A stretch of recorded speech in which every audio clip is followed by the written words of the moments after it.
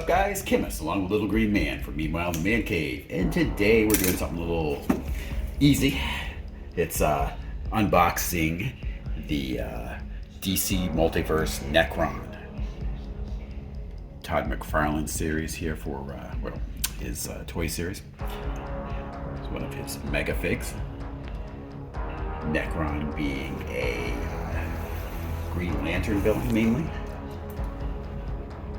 Although most people are probably familiar with the Nekron character from the Blackest Night storyline by Jeff Johns back in 2009, 2010. He actually appeared back in 1981 in Tales of the Green Lantern Corps #2. Mike Barr and Len Wayne created Nekron as the personification of death and the ruler of a region known as the Land of the Unliving. And when he first appeared, he looked quite a bit different than he does right now. All right, sliding out of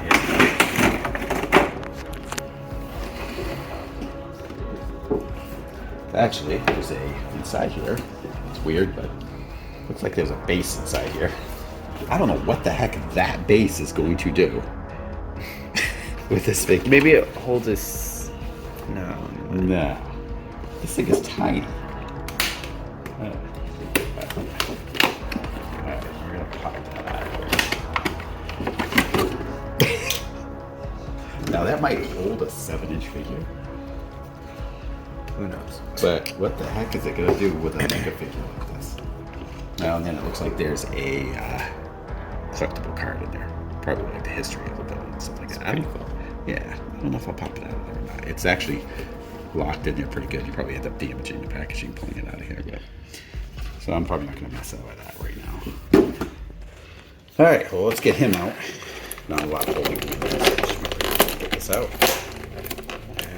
Get out this giant sickle, which actually looks a lot like lantern. The end of it. Oh yeah, I didn't even notice that. Yeah. Yeah, it's pretty cool. Yeah.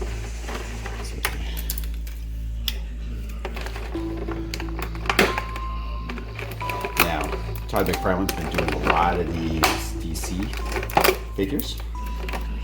Some of them I've liked, some of them we don't have really any of them, but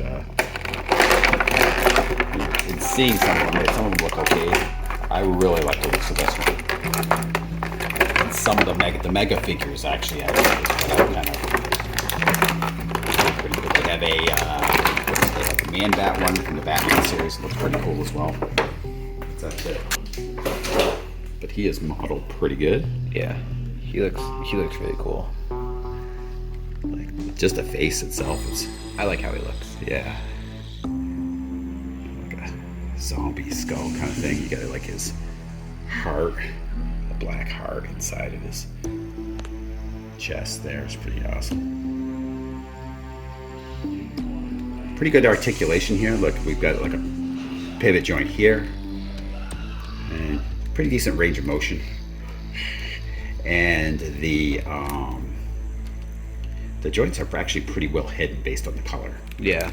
Which is kind of good. Yeah, right out of the box. Like in the box, I could not see, like really, where the joints were. Yeah. Yeah. Definitely a cool figure. I have to mess around with him a little bit here to give it a pose. But oh yeah, he's even got.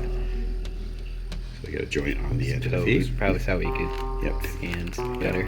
Yeah, get him to have 1 foot back, or whatever you decide to do with him. We're gonna mess around a little bit with that a bit here, but. All right, we're gonna pose him a little bit. See what we got. Oh, back too. It's pretty good too. This is kind of like a rubbery type material, so it's got some flex to it, which is nice. It's not just a hard plastic, but I've got some pretty nice detail in this. I want to feel his spine. Yeah. Yeah, it's pretty grim, and I like the motion in his head, so you can actually tilt his head, which is pretty cool. You don't usually see that in a figure like this. You don't usually front or back or whatever, but you've got your tilt. So you can get him a kind of a really kind of grotesque angle on this too when you're going to have him, holding his sickle or whatever. But yeah, definitely a pretty cool figure. So, knee joint, you can move his ankle a little bit each way, and you've got your toe joints. So, yeah, and forward. All right, well, we're gonna use all that and get him into a pose and give you a final look and a final thought. So this is where we decided to go with him. I was wrong about the base. It actually helped with standing him, even though it's a little tiny base. It does help, especially if you're gonna do with like a back foot pose or whatever, and kind of have that back foot able to kind of like just sit on his toes and stuff like that. So it is actually useful. It surprised me. I didn't think it would be much use being as small as it is, but it actually works.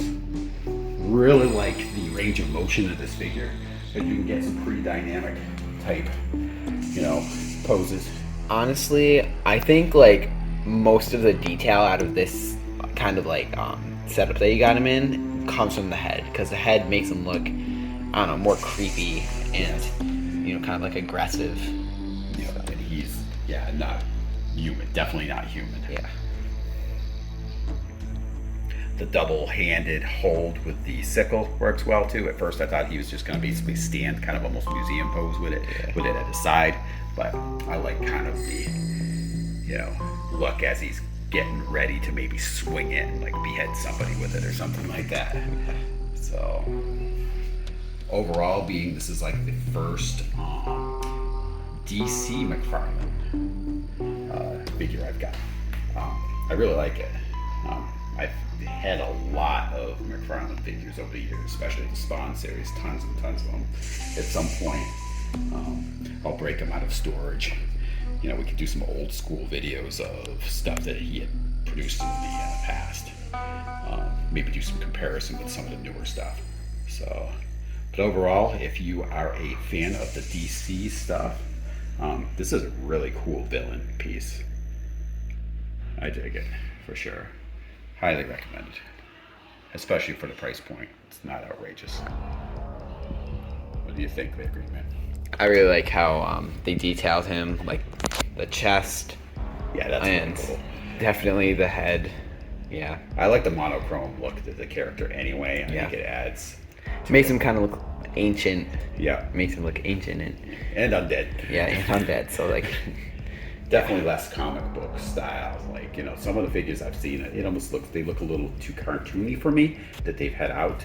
So I like this, which is definitely more or less, based right out of a comic rather than like a cartoon or something like that. A little less stylized. Yeah. But anyway, I want to thank you guys for tuning into this quick video. I want to thank all the subscribers out there. We're almost at 2,000 here. We're creeping up on it.